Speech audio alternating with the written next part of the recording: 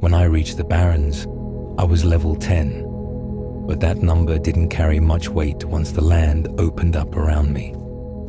The Barrens have a way of stripping things down to what matters. There's no cover, no comfort, just distance and time, and both of them demand respect. I stopped first at the outpost and spoke with Kargal Battlescar. He recognized Takrin's name immediately, calling him a reliable scout, then placed a recruitment letter in my hands. It was meant for the Crossroads. The Horde needed presence there, and that meant my path was already set. Not far from the road sat Groldham Farm. An orc family had carved out a life there, balanced carefully between work and survival. Their daughter ran freely near a tree, laughing as if the Barrens weren't known for swallowing the unprepared. Moments like that linger longer than battles ever do. They remind you why the journey matters. Outside the farmhouse, I encountered Kranalfis. He watched me quietly before speaking, saying that Sword wouldn't have sent me unless I was ready. Ready for the next Sapta, the Sapta of Fire. He spoke of it as something that calls to you once you've begun to understand power, the kind that hums beneath the surface and refuses to be ignored. He said the desire was already there, and I didn't deny it. Kranal told me of a hidden trail along the Southbury River that led into the peaks. The climb was long and quiet, the air thinner with every step. The trail narrowed, winding upward until the world below fell away. At the top, Telf stood overlooking the valley, calm and unmoving. He greeted me by name and told me I had reached the shrine of the dormant flame. Few find it, he said, and fewer still understand what it asks of them.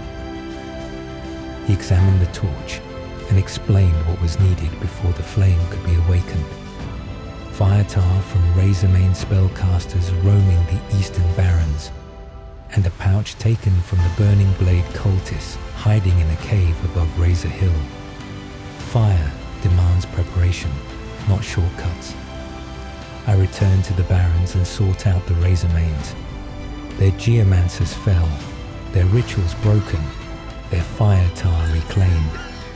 From there, I climbed toward Razor Hill and entered the cave where the Burning Blade waited.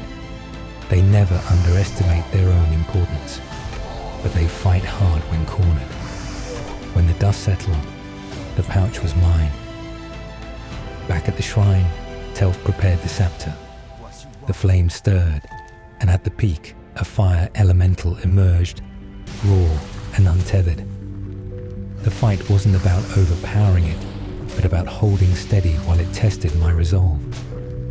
When it fell, it left behind a glowing ember, warm and alive. When I brought it back to Kranalfis, he greeted me with approval and taught me Searing Totem.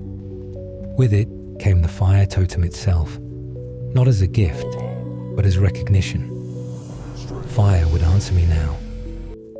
From there, I made my way to the Crossroads. The town felt alive in a way only Crossroads ever do. Adventurers passed through constantly, stories overlapping, paths intersecting for brief moments before splitting apart again. I delivered the letter, set myself in motion, and began the work the Barrens always seemed to require.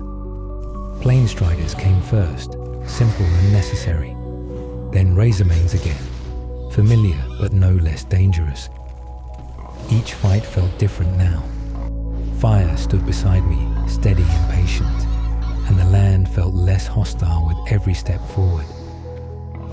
Eventually, it led me to Kreenig's Snarl Snout. The fight demanded attention, endurance, and calm, but it ended the way these things usually do, with silence returning to the camp. By the time it was over, I had reached level 15, stronger than when I arrived, more grounded, and no longer just passing through the Barrens. This is Borhak, and the elements are beginning to answer. I just want to say thanks for watching. If you're enjoying Borhak's journey so far, liking the video and subscribing really does help the channel grow more than you might think.